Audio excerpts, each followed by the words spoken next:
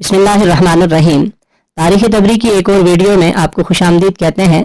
मुद्दत दुनिया पर हम बात करेंगे दीगर अक़वाम के ख़यालात में। सबसे पहले यहूद ने दावा किया था कि आदम अलैहिस्सलाम से लेकर हिजरत नबवी तक कुल मुद्दत दुनिया जो उनके नज़दीक साबित और मौजूदा नुस्ख़े तौरात के मुवाफ़िक है वो 4642 साल है। और यहूद इसी के मुवाफ़िक एक एक आदमी की विलादत और एक एक नबी की बेहज़त और उनकी वफ़ात का तज़किरा करते हैं। हम अनकरीब इंशाअल्लाह इसकी तफसील जिक्र करेंगे, बल्कि इसके अलावा भी बहुत सी तफसीलात जिनको उलमाए अहले किताब और दीगर अहले तारीख़ ने बयान किया है जिक्र करेंगे। नसारा, इसके बरक्स यूनान के नसारा ने दावा किया कि यहूद अपने मज़कूरा कौल और दावा में बिल्कुल झूठे हैं, बल्कि तख्लीक आदम से लेकर हिजरत नबुव्वत तक कुल मुद्दत दुनिया के बारे में सही कौल जो तौरात के मुवाफ़िक है वो 5992 साल है। और नसारा इसी के मुवाफ़िक हर नबी और बादशाह का ज़माना, विलादत और वफ़ात वगैरह की तफसीलात बयान करते हैं। इन यहूद ने हज़रत ईसा अलैहिस्सलाम का ज़माना नबुव्वत और नसारा की तारीख़ जो वलादत ईसा अलैहिस्सलाम से शुरू होती है इसको कल अदम करके मज़कूरा बाला कौल इख्तियार किया है। हालांकि हज़रत ईसा अलैहिस्सलाम के हालात, सफ़ात और बेहसत का वक्त वगैरह सब कुछ तौरात में लिखा हुआ है, लिहाजा उनका इनकार करना किस्ब ख़यानत के सिवा कुछ नहीं। लेकिन असल बात यह है कि जिस शख्सियत के हालात व सिफ़ात, विलादत व बहसत तौरात में मज़कूर हैं, जिनको नसारा हज़रत ईसा अलैहिस्सलाम करार देते हैं, यहूद के नज़रिया के मुवाफ़िक वो अभी तक आए ही नहीं और वो उनकी विलादत व बहसत के ज़माने का इंतज़ार कर रहे हैं। अल्लामा तबरी रहमुल्लाह फरमाते हैं कि यहूद जिस शख्स का इंतज़ार कर रहे हैं वो बज़ोम ख़वेश दावा करते हैं कि उसकी सिफ़ात तौरात में मज़कूर हैं। वो दर हकीकत दज्जाल लहीन है जिसकी सिफ़ात नबी करीम सल्लल्लाहु अलैहि वसल्लम ने इस उम्मत के लिए बयान फरमाई और ये भी फरमाया कि इसके अक्सर मुताबिईन यहूद होंगे। बस अगर वो शख्स अब्दुल्ला बिन सय्याद हो, जैसे कि बाज़ रवायात उसकी तरफ इशारा करती हैं, वो यकीनन यहूदी नस्ल से है।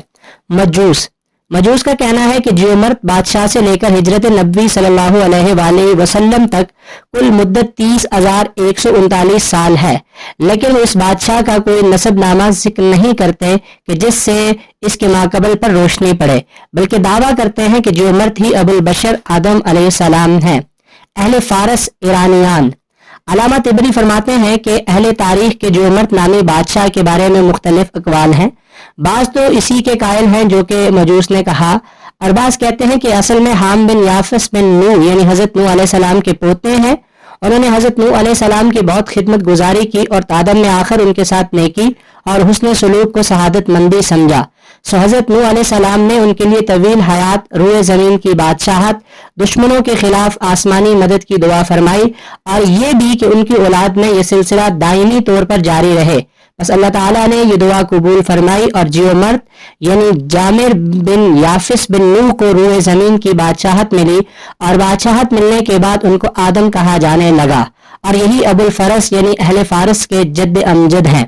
इनकी औलाद भी नस्ल दर नस्ल ये बादशाह चली, यहाँ तक के मुसलमान शाह फारस के शहरों में दाखिल हुए और अहले इस्लाम को उन पर गलबा हासिल हुआ तो हुकूमत व बादशाहत उनके हाथ से निकल गई। इसके अलावा यहाँ कुछ और भी अक़वाल हैं जिनको हम इंशाअल्लाह अनकरीब बादशाहों की तारीख में जिक्र करेंगे।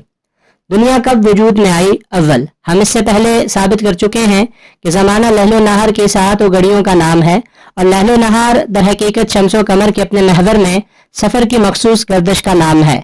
जैसा कि हक़ ताला कुरान करीम में इरशाद फरमाते हैं, सूरज और चांद की मंजिलें उनके लिए एक निशानी रात है, हम उस पर से दिन खींच लेते हैं, बस वो अंधेरे में खड़े रह जाते हैं और सूरज अपनी करारगाह ज़मानी व मकानी की तरफ चलता है और ये ज़बरदस्त व बाखबर ज़ात का मुकर्रर करदा निज़ाम है और चांद उसके सफ़र की हमने मंजिलें मुकर्रर की हैं, यहाँ तक कि वो आखिर में खजूर की पुरानी शाख के मिसल हो जाता है।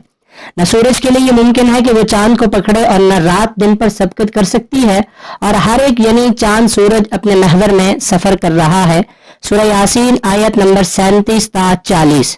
बस जब हमने ज़माने की तारीफ लैलो नहार की साहत से की और लैलो नहार यह चांद और सूरज के अपने महवर में मखसूस मसाफत तय करने का नाम है, तो उससे यकीनी तौर पर बात मालूम हो गई कि ज़माने में हदूसो फिना और लैलो नहार भी हदूसो फना है और उनका मुहद्दिस यानी फना करने वाला अल्लाह ताला है जिसने इन तमाम को तन्हा पैदा किया। इरशाद खुदाबंदी है وہی ذات ہے جس نے دن اور رات، سورج اور چاند کو پیدا فرمایا اور ہر ایک اپنے محور میں گردش کر رہا ہے۔ دوم، جو شخص حدوث زمانہ سے بے خبر ہے تو وہ کم از کم دن رات کے اختلاف سے ہرگز بے خبر اور ناواقف نہ ہوگا، اس لیے کہ یہ اختلاف تو بالکل عمومی مشاہدہ میں ہے، اسے تسلیم کیے بغیر چارہ کار نہیں، کیونکہ ہر شخص دیکھتا ہے کہ ان میں سے ایک رات ساری مخلوق اندھیری اور سیاہی کی صورت میں آتی ہے اور دوسری چیز دن چمک اور روشنی کے ساتھ رات کے اندھیروں کو پھاڑتا ہوا نکلتا ہے۔ ان کا آنا یکے بعد دیگرے ہوتا ہے، ان کے احوال و صفات میں اجتماعی اختلاف کی وجہ سے ممکن ہی نہیں۔ اگر ان میں ایک موجود ہے تو دوسرا یقیناً اس کے بعد ہوگا، اور جب دوسرا آئے گا تو پہلا موجود نہ ہوگا۔ یہ ان کے حدوث و فنا پر انتہائی واضح دلیل ہے۔ معلوم ہوا کہ یہ دونوں مخلوق ہیں اور ان کا خالق اللہ تعالیٰ ہی ہے، جیسا کہ آیت قرآنی کے حوالہ سے گزر چکا۔ سوم، لیل و نہار کی حدوث پر دوسری دلیل یہ کہ کوئی بھی دن حال سے خالی نہیں، کہ اس سے پہلے بھی ایک دن ہوتا ہے اور اس کے بعد بھی۔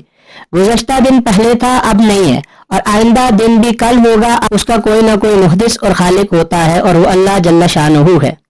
چہارم، ان کے حدوث پر ایک اور دلیل یہ ہے کہ ایام اور راتیں قابل شمار ہوتی ہیں، اور وہ ہر چیز جس کی گنتی اور شمار ہو سکے وہ عدد یعنی جفت اور طاق سے خارج نہیں ہو سکتے، یعنی وہ یا تو جفت ہوگی یا طاق۔ پس اگر ان کو ایام و لیالی کو جفت مانا جائے تو جفت اعداد کا سب سے پہلا ہندسہ اسنان یعنی 2 ہے، گویا کہ جفت کے لیے ابتدائیت و اولیت ثابت ہوگی۔ جب یہ بات مسلم ہے کہ دونوں قسم کے اعداد کے لیے ابتدا ثابت ہو تو اس کا کوئی نہ کوئی مبتدی ابتدا کرنے والا ہوگا اور وہ ان کا خالق۔ کیا اس کائنات سے قبل بھی کوئی کائنات تھی؟ جیسا کہ ہم ماقبل میں انتہائی وضاحت کے ساتھ یہ بیان کر چکے ہیں کہ زمانہ لیل و نہار کی ساعت کا نام ہے، اور ساعت شمس و قمر کے اپنے مدار میں گردش کرنے کو کہتے ہیں۔ یہ سب حادث مخلوق ہیں۔ اب دریافت طلب امر یہ ہے کہ آیا ان سے پہلے اللہ تعالیٰ نے کسی اور چیز کی تخلیق فرمائی تھی یا نہیں؟ احادیث سے یہ ثابت ہو چکا ہے کہ اللہ تعالیٰ ان سے پہلے بعض چیزوں کو پیدا فرما چکے